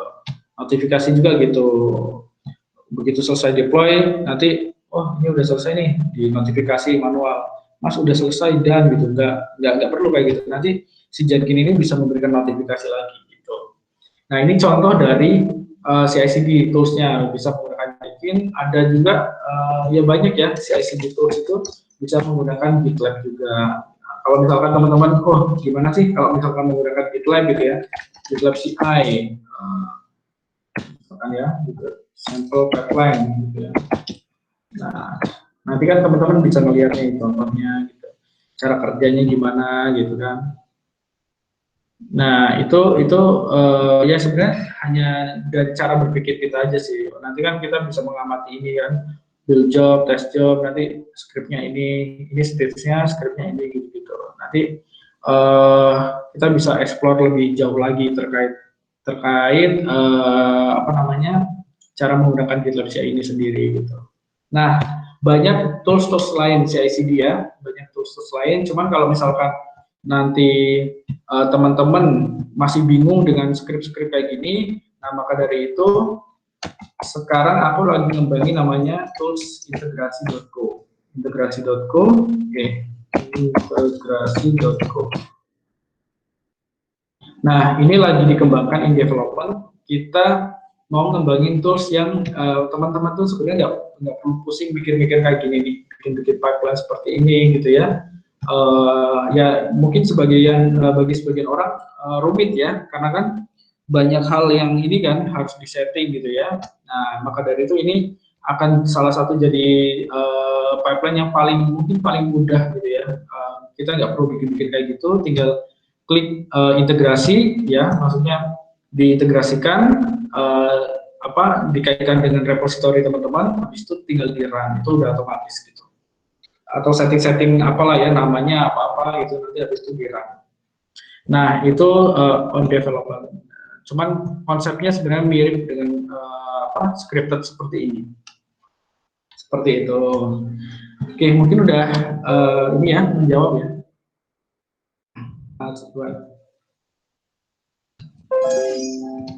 Gimana Kak Abbas, apa sudah terjawab pertanyaannya? Ya, udah lumayan lengkap banget itu. Yap. Oke. Oh iya, ini aku mau kasih satu lagi nih contoh. Kalau teman-teman developer ini salah satu benefit kalau misalkan kita menggunakan prinsip-prinsip DevOps tadi itu, misalnya ada code review, kita bisa melihat ya kayak tadi ya, ini bisa otomatis gitu ya. Kalau ada isu-isu apa gitu ya, misalkan ini kayaknya ada masalah di sini, fungsi ini gitu, nanti ini udah otomatis gitu. Ini direkomendasikan suruh hapus unused function ini, status ini dihapus gitu. Nah, ini bisa sangat berguna banget lah bagi developer. Ya cuman kalau misalkan teman-teman developer sebenarnya ya kalau nanti bekerja sebagai developer Android atau apa gitu ya, kalau di suatu perusahaan yang menerapkan DevOps biasanya ini udah ada otomatis gitu. Maksudnya udah disediakan sama perusahaan, kita tinggal pakai aja gitu. Oke, ada lagi? Saya bertanya, Pak. Iya, boleh. Ya, nama saya Exorean, saya panggil Excel. Pengen bertanya Pak, untuk apa namanya belajar DevOps itu sendiri, pastikan di internet ini kan pasti ada platform ya Pak. Maksudnya platform untuk mempelajari DevOps ini. Kira-kira kalau boleh tahu, jika Bapak tahu referensi itu, kita bisa belajar lewat apa aja ya kalau misalnya mau mempelajari DevOps ini? Oke, untuk mempelajari DevOps, yang pertama kita harus tahu roadmap-nya ya. Nah, nanti teman-teman silakan bisa lihat roadmap.sh. Di situ kan ada banyak roadmap ya. Ada back-end, front-end gitu ya, Android, DevOps, React, dan sebagainya. Ini contohnya misalkan DevOps. Nah, DevOps itu ada berbagai macam hal ya, nggak hanya CI/CD gitu. Nah, teman-teman pertama harus belajar namanya programming language. Nah, kalau di sini teman-teman sudah tahu terkait programming language, itu beruntung. Salah satu aja lah ya. Nggak perlu semuanya dipelajari gitu ya. Maksudnya konsepnya, misalkan teman-teman expert di Python, ya udah itu aja gitu. Ini konsepnya dulu.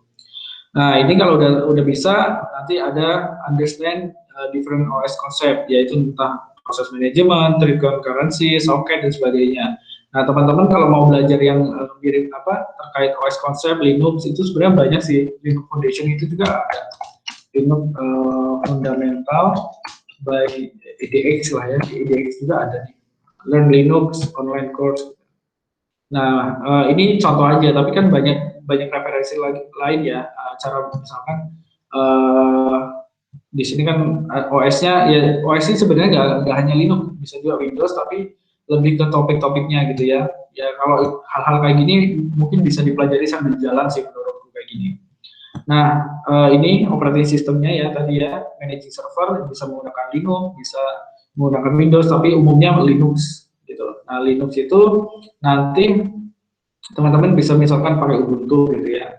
Nah, ya teman-teman belajar basic konsepnya aja sih terkait Ubuntu, misalkan operasionalnya gitu-gitu. Pasti banyak kok panduan gitu ya.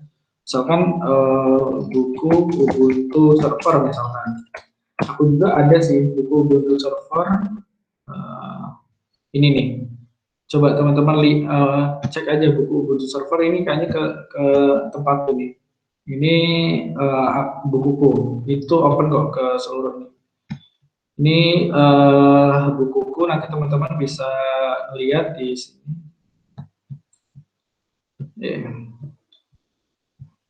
Ya, ini contoh aja sih. Contoh misalkan ini Ubuntu server ya. Kalau yang lain mungkin banyak ya.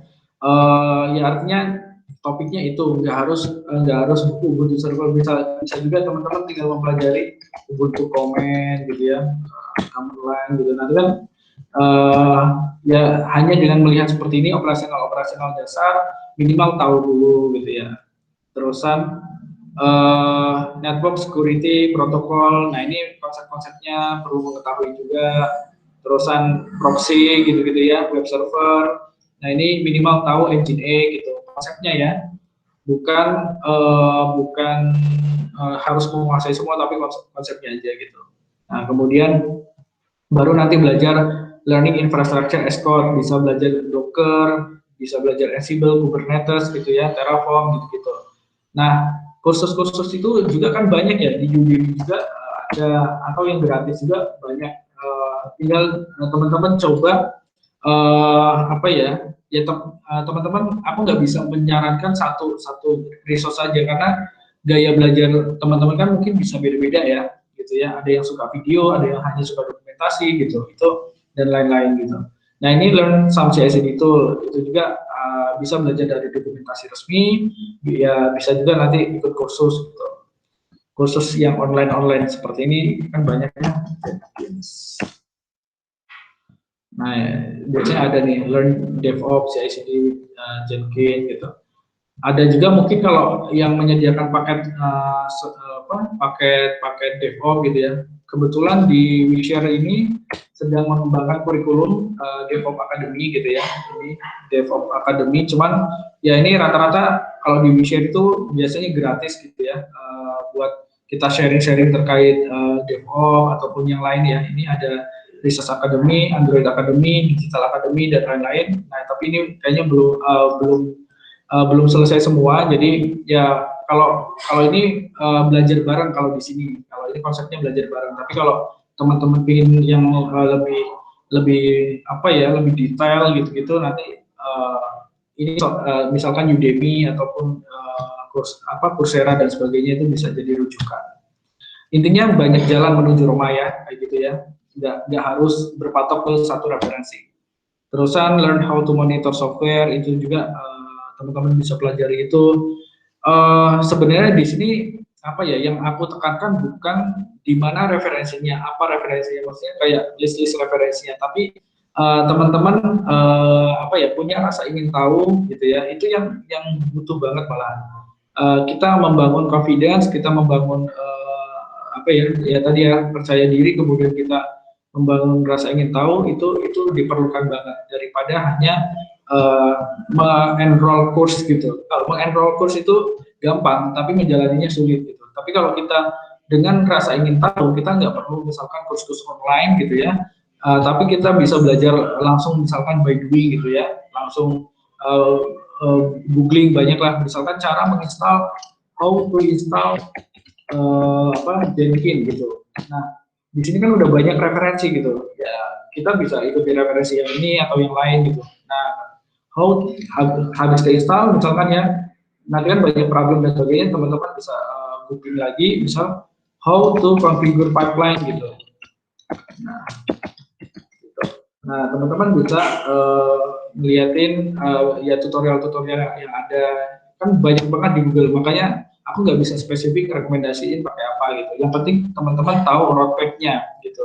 Ini roadmap yang perlu teman-teman kuasai gitu. Kalau misalkan masih bingung apa itu kontainer, ya udah teman-teman tadi ya rasa ingin tahunya tinggi.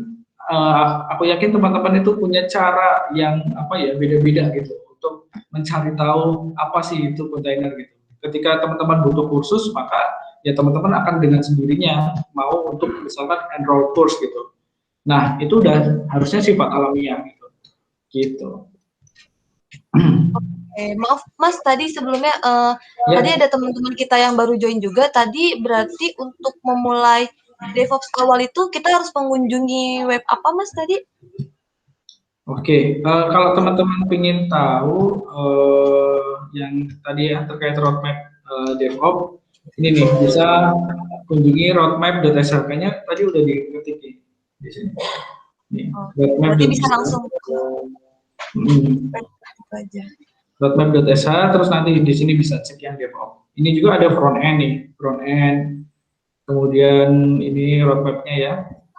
Nah, ya kalau kan ada banyak kursus-kursus yang full stack gitu ya, bukan full stack, maksudnya udah menyediakan roadmap gitu. Kayak misalkan dia front end itu biasanya di ini ya, Build with Angga ya. Yeah. Build with Angga itu kan untuk coding ini, untuk yang Indonesia ya, contohnya bahasa Indonesia gitu ya.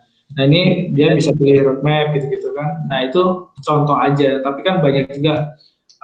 Sebenarnya di sini sih ada namanya Linux Academy atau Cloud Guru ya, Cloud Guru kan. Ini juga menyediakan learning pad nih. Misalkan browse learning, kita bisa learning pad itu sih. Aku pernah ngelihat DevOps roadmap itu. Ini UI-nya kurang ini banget ya, kurang sip. Learning pad nih. Nah, learning pad ada namanya DevOps, AWS DevOps misalnya. Nah, ini ya banyak ini kan, katakan banyak jalan menuju rumah. Jadi teman-teman, ya ini contohnya misalkan untuk jadi DevOps AWS gitu ya. Nah, ini dia punya learning pad gitu. Learning pad DevOps Linux Academy. Nah, sama ini ya, kalau misalkan teman-teman mau mempelajari teknologi-teknologi DevOps itu ada namanya CNCF, cncf.io itu ngeliatin teknologi-teknologi terkini gitu ya. Ini yang udah graduate contohnya kayak gini nih. Ini teknologi-teknologi yang lagi apa ya, lagi banyak digunakan di modern-modern company atau bisa teman-teman adopsi untuk misalkan, oh ini perusahaan saya butuh ini nih gitu. Nah, ini contohnya nih AWS DevOps, AWS Security dan lain-lain. Itu banyak sih di sini. Cuman ini Cloud Guru dulu waktu masih Linux Academy itu ada yang emang khusus DevOps gitu ya. Jadi bukan AWS saja, banyak hal lain. Tapi karena sekarang udah di akuisisi Cloud Guru, ya mungkin ini spesifik ke AWS gitu. Itu contoh aja sih. Begitu. Oke. Mungkin mengingat waktu juga, kita ada satu pertanyaan terakhir kali ya, Mas? Ya, boleh. Boleh? Ada satu pertanyaan terakhir, teman-teman. Ada yang mau bertanya? Oke, saya ingin bertanya lagi, Pak. Iya, kayak Oke, jadi misalnya kita udah mempelajari beberapa materi dari DevOps ya. Kita berkaca dengan roadmap yang tadi. Kira-kira di tahap mana kita tuh bisa dibilang udah cocok untuk menjadi DevOps di suatu perusahaan, Pak? Di fase mana? Ya, di fase mana? Oke, kalau teman-teman berbicara fase mana untuk cocok, yang pertama gini ya, kalau misalkan mau bekerja ya, konteksnya mau bekerja. Yang pertama itu ya harus qualified dengan requirement yang ada. Misalkan ya, ada DevOps, info aja deh, biar ada referensi. Nah, ini misalkan ada lowongan nih di Barcelona misalkan. Di Barcelona ini nih misalkan nih location in Barcelona salary range segini, terus kita ada syarat-syarat kayak gini ya. Mana ya syaratnya itu? Nih, you will help to develop the best possible continuous delivery pipeline, supporting feature dan sebagainya, automate. Nah, kalau teman-teman sudah merasa ini bisa atau mampu ya, teman-teman bisa apply gitu ya. Maksudnya bisa coba apply gitu. Nah, kalau misalkan fase mana ketika kita berbicara, kalau menurutku sih pemahaman ya, ketika teman-teman sudah merasa confidence atau PD dengan lowongan yang ada gitu ya. Nah, itu teman-teman bisa coba ketika apa ya, teman-teman juga misalkan ngerasa sepertinya aku ini sih apa ya, ibaratnya ini bisa tapi nggak bisa banget gitu. Tapi masih bisa belajar ke depannya gitu. Nah, ya udah teman-teman bisa coba aja gitu. Yang penting confidence menurutku ya. Nah, ini contohnya Megikos. Ini kan ada lowongan DevOps nih ya. Kalau teman-teman sudah expert gitu ya, bisa dicoba aja gitu. Yang penting confidence. Gitu. Nah, ini kalau fase mana tuh yang penting sesuai dengan persyaratan yang dibutuhkan oleh company tersebut gitu. Jadi nggak ada patokan khusus, maksudku kayak gitu ya. Nggak ada patokan khusus. Kalau emang udah bisa ini, habis ini beberapa poin, ya teman-teman bisa apply. Biasanya yang penting gitu sih. Gitu. Nggak harus menguasai semuanya ya. Nggak harus menguasai semua yang ada di sini. Kalau udah konsepnya udah tahu, aku yakin, oh ini kayaknya aku belajar bentar bisa gitu. Gitu. Oke, makasih Pak. Mungkin menjawab ya. Oke. Ya ini sekaligus ini sih ngompor-ngomporin biar ya kalau teman-teman ingin belajar lebih semangat ya. DevOps itu di Indonesia masih jarang ya, dan high demand skill, artinya banyak banget yang butuh skill itu gitu ya. Mungkin kedepannya kalau di luar negeri itu udah banyak DevOps, tapi kalau di Indonesia itu masih sedikit yang keahliannya itu bisa mengcover beberapa hal di DevOps itu gitu. Nah, ya itu sebagai peluang teman-teman lah ya untuk job opportunity ke depan. Bahkan saya tiap hari itu dapat opportunity sebagai DevOps engineer gitu ya, entah dari LinkedIn atau dari lain-lain, dihubungin terus interview gitu. Nah, teman-teman ya artinya di situ peluang teman-teman juga sebenarnya lebih banyak lagi gitu ke depannya gitu. ya menurutku sih nggak hanya DevOps ya, banyak bidang lain juga ya, entah itu digital marketing, Android developer, Flutter dan sebagainya, menurutku sama juga sih. Gitu. Kalau mau lihat trennya, coba teman-teman bisa kunjungi Stack Dev, Stack Trend ya kalau nggak salah. Stack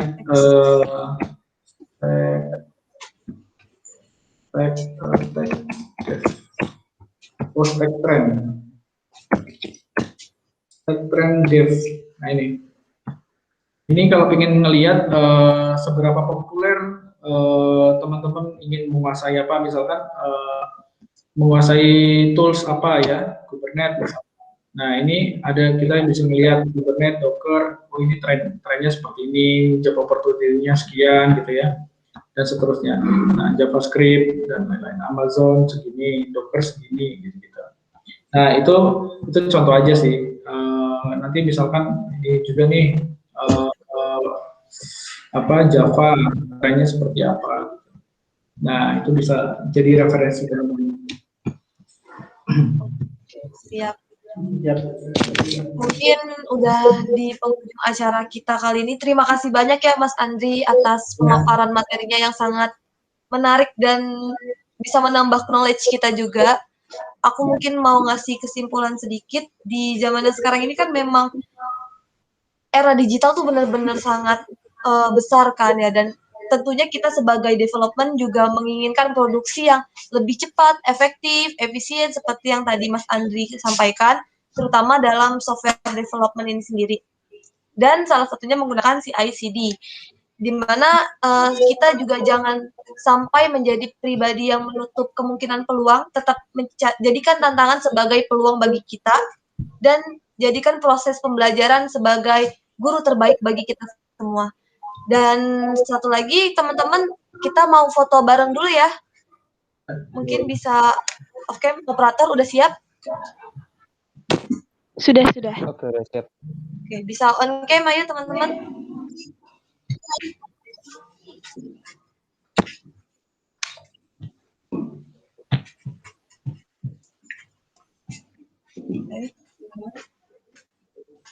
Yang lain yang mungkin masih bisa on cam. Mungkin bisa dimulai aja operator.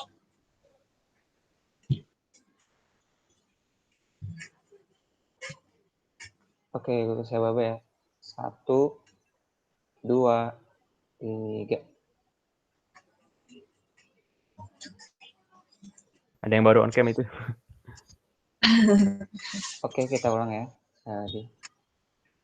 1, 2, 3. Oke. Oke, terima kasih untuk kita semua. Semoga kita dapat bertemu lagi di event-event DSC yang lainnya. Dan tetap semangat di hari Minggu yang cerah ini. Sekian dari saya, guys, Kaisya Panes, selaku moderator undur diri. Terima kasih sekali lagi Mas Andri atas penyampaian materinya. Makasih Mas, makasih banyak. Terima kasih. Lumayan keren ilmunya. Dan semoga bermanfaat ya. Ya, amin. Amin. Mohon maaf apabila ada kesalahan. Wassalamualaikum warahmatullahi wabarakatuh. Waalaikumsalam.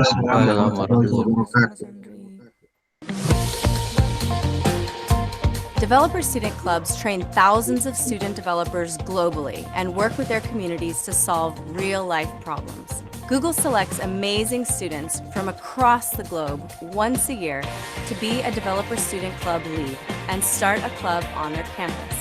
These leads believe knowledge is power and that technology can do extraordinary